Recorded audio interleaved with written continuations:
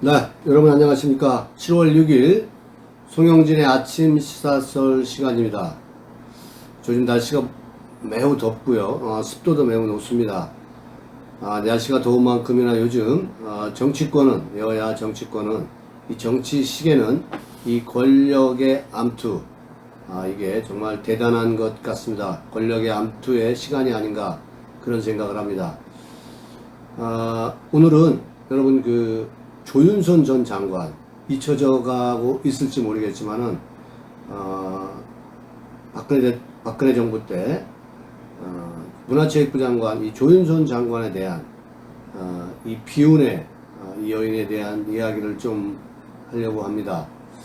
자, 본방송 시작 전에 여러분들 송영진 방송 구독 버튼 아직 안 누르신 분들은 구독 버튼 좀 눌러주시고요. 좋아요 알람 설정까지 해주시면 저에게는 엄청난 힘이 됩니다. 저는 좋은 방송으로 보답하도록 하겠습니다. 여러분 잘 아시겠지만 이 조윤선 문화체육부 장관은 국정농단 이 박영수 특검에 의해서 2021년 7월 이 박영수 특검은 말이죠. 가짜 수산업자에게서 포르쉐와 렌터카 수수 의혹으로 사임하게 됩니다. 정말 어처구니 없죠, 여러분들. 박 특검의 이 사태로 인해서 특검 자리가 공석이 된 채 무작정 지금 방치되고 있습니다.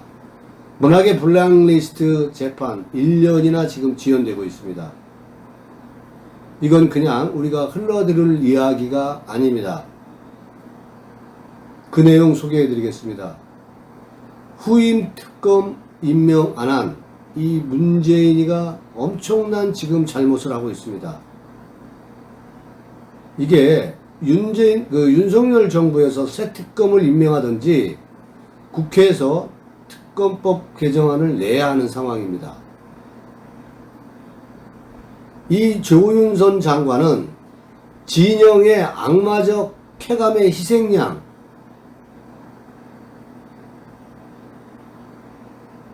이 조윤선은 손발이 묶여 지금 세월만 탕진하고 있습니다.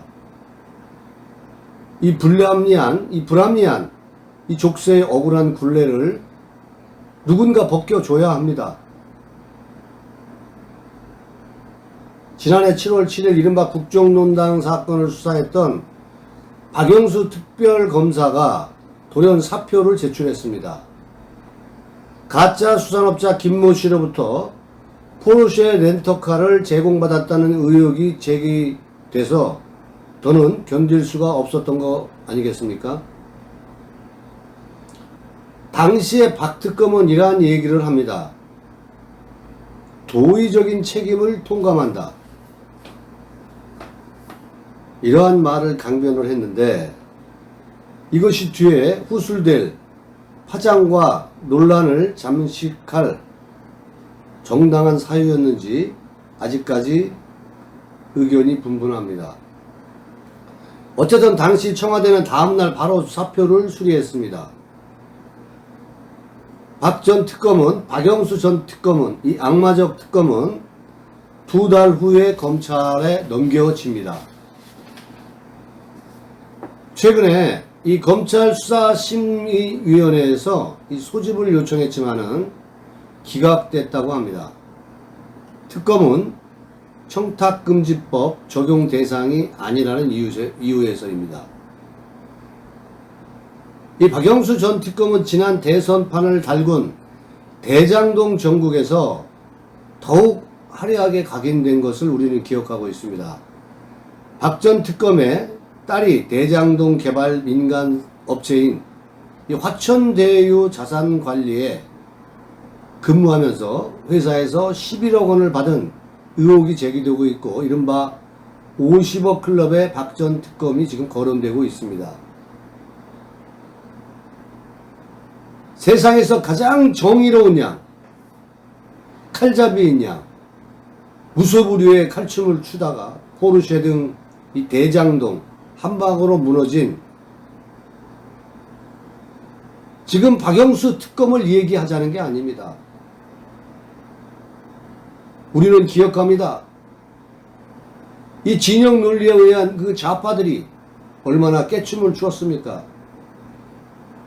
세상에서 가장 정의로운 양, 그렇게 이 더러운 세력들에 의해서 박근혜 대통령도 탄핵이 되었습니다. 뿐만 아니라 이들이 국정농단 수사를 하면서 우리의 억장을 무너지게 한 세력들입니다. 문제는 여기서부터입니다. 그가 사퇴해서 특검의 자리가 공석이 되면서 특검팀이 기소해서 법원에서 재판 중인 이 관련 사건이 지금 1년이나 지연되고 있다는 사실입니다. 검사 없이는 재판이 진행될 수 없기 때문에, 이것이 현행법이기 때문에 지금 조윤선은 1년을 허송세월하고 있는 겁니다. 지난 2016년 출범한 특검팀이 기소한 사건 가운데 현재 법원에 남아있는 사건은 김기춘 전 대통령 비서실장과 조윤선 전 문화체육부 장관이 그 문학의 블랙리스트를 작성했다는 혐의를 받고 있는 겁니다. 박근혜 대통령이 김기춘이나 또 조윤선 전 장관에게 이 블랙리스트를 작성해라고 했을까요? 또 그들은 지시도 없이 했을까요? 김기춘이나 조윤선 장관은 저는 그러한 일이 없다고 생각을 합니다. 좌파 우파의 어떠한 단체들은 당연히 실무장관들은 가지고 있을 수 있지 않겠습니까? 조윤선 장관으로부터 좌파 문화계들이 탄압을 받은 적이 있습니까?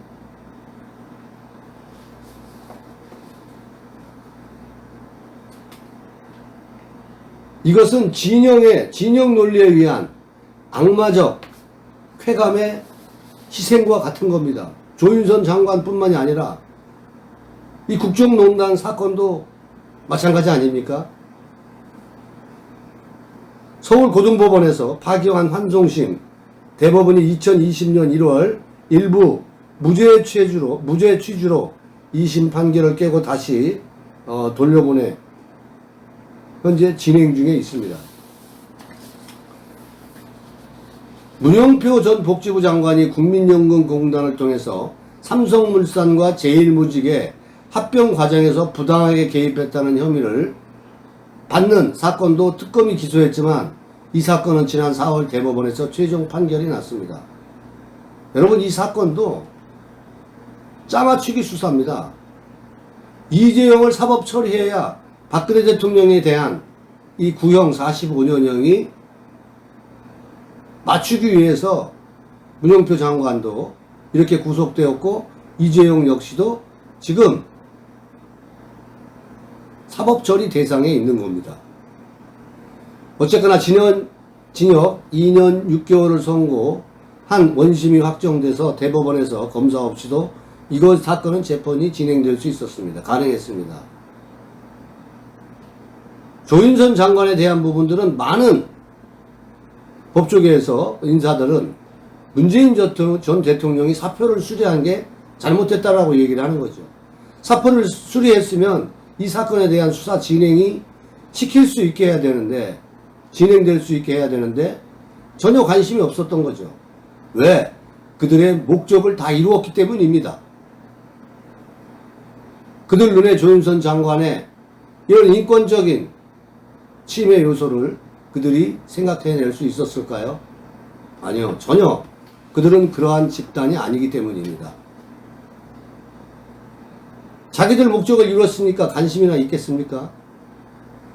국정농단 특검에 따르면 대통령은 특검 검사가 사망하거나 사퇴서를 제출하게 되면 지체 없이 국회에 통보하고 후보자 추천을 의뢰해야 되는데 특검 사임 통보만 한 상태라는 것입니다. 박 전 특검을 박근혜 정부 당시 야당인 더불어민주당에 지금 국민의당에 추천을 했는데 이후 국민의당에 이러한 변심과 소멸로 후임 특검 자체를 임명할 수 없는 상황이었다면 처음부터 박 전 특검의 사표를 받지 말아야 했습니다. 박영수만 악마가 아니고 문재인도 악마라는 얘기입니다. 여론에 관심이 쏠리고 정치적으로 민감하고 복잡한 사건은 아예 무조건 미루고 보는 재판부에 대한 이 비판도 국민적 비판을 면할 길이 없을 겁니다. 우리 법연구회 문재인 재판관들 정신 차리시기 바랍니다. 당신들이 대한민국의 재판관들입니까? 대법원에서 법리 해석을 정해주고 파기환송을 한 것이라 그대로 따르기만 하면 되는 것이었는데 심리 진행 자체를 외면한 것입니다. 재판부가. 특검법 자체가 특검이 있어야만 이게 소송이 이루어지게 되어 있습니다.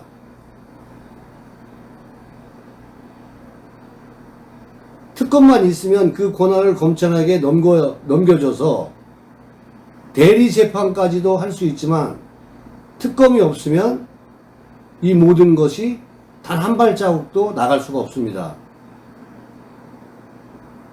검사도 재판의 당사자인 만큼 검사가 특별한 사정으로 불출석한 경우 박영수 특검을 얘기하는 겁니다. 그냥 검사 없이 재판을 진행해서 종결할 수 있는 이 골석 재판 가능성까지 언급하고 있지만은 단독 재판부에서 심리하는 간단하고 단순한 사건도 아니고 대통령이 임명해서 발족한 특검팀의 기소 사건인데 검사 골석 재판이 과연 가능하겠냐라는 이 회의적인 이 회의론이 지배적입니다. 물론 이것이 1960년도에 이 검사 골석으로 이루어진 재판이 유법하지 않다라는 대법원 판례가 있기는 합니다. 그러나 이것과는 사안이 전혀 다르죠. 결국 방법은 이제 세 가지밖에 없습니다. 윤석열 정부가 새 후임 특검을 임명하든지 국회가 기존의 특검법에 대해 특검법이 아닌 기존 검찰에서 공소 유지를 할 수 있도록 한다는 부칙 조항의 새로운 또 법안을 만들어내야 됩니다. 개정안을 내든지 이도 안 되면 이참에 국정농단 이 특검법 자체를 국회가 아예 폐지해야 이게 검찰청으로 재판을 넘기는 방안이 이렇게 세 가지 방안이 있습니다. 그러나 지금 와서 겨우 공소유지나 시키자고 새 특검을 임명하는 것은 시간과 예산 낭비라는 반론이 또 제기될 수밖에 없습니다. 국회가 이런 일을 하겠습니까?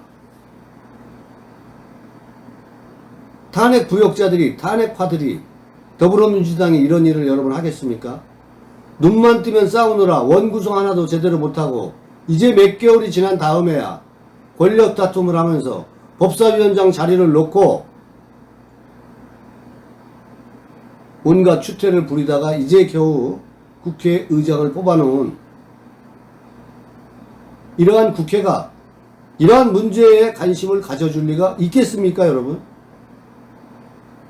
설사 눈길을 준다 손 치더라도 여소야대 원내 지형에서 민주당이 흔쾌히 들어줄 리가 만무합니다. 이러한 말같지도 않은, 정말로 말같지도 않은 맹점 상황에서 말라가는 것은, 피가 말라가는 것은 문학의 블랙리스트 피고인들입니다. 검사 없이 재판이 계류 중인 사건에 대해 재판부가 몇 년 안에 심리를 끝내야 한다는 규정도 없기 때문에 이런 상태가 앞으로 몇 년이 더 지속될 수도 있습니다. 5년, 아니 10년, 아니 20년 갈 수도 있다는 얘기입니다. 설사 인간이 아무리 죄를 지었다 할지라도 합당한 대가를 치르고 나면 갱생의 삶이 주어지는 것이 법의 이치 아닙니까, 국민 여러분? 하물며 진영의 악마적 쾌감을 위해 마녀 사냥의 희생양이 됐던 이 조윤선 전 장관은 사면도 복권도 안 된 채 50대의 세월을 기약 없이 탕진만 하고 있으니 여러분 기가 찰 노릇 아닙니까?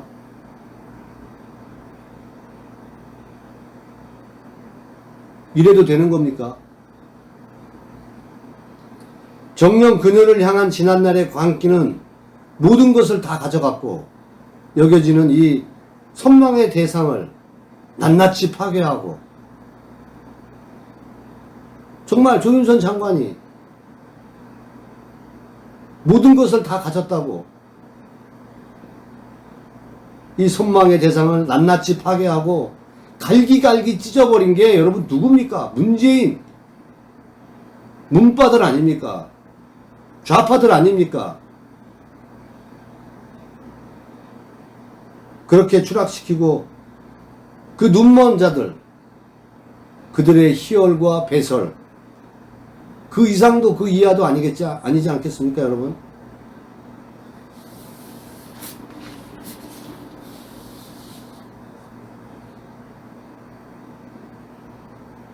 어느 기자가 정말 비가 많이 오는 날, 세차게 그 비가 땅 위를 치봤던 날 우연치 않게 조윤선 전 장관을 만났다고 합니다. 14개월 동안 그곳의 생활은 어떠냐고 이렇게 물었습니다. 그녀는 이렇게 답합니다. 그 누구도 원망하지 않았다.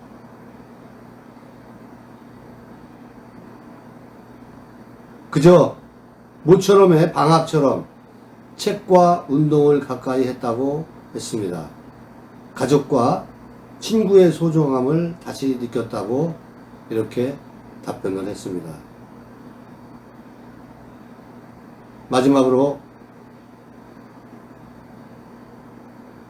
두 달은 무척 힘들었다고 했습니다. 앞으로 무엇을 할 것이냐? 또 이렇게 물었습니다. 그런 생각을 할 수 있는 세월이 아니었다고 했습니다. 어지간히 다 해봐서 더는 자리 욕심도 없다고 말했습니다. 다만 적당한 시점에 나를 필요로 하는 곳에서 험불, 겸허하게 봉사하고 싶은 마음은 있다고 했습니다. 어떤 평가와 선택을 받든 이제 사람들의 몫이다. 존경하는 국민 여러분, 자유우파 국민 여러분, 윤석열과 김건희만 보이십니까? 이 좌파들의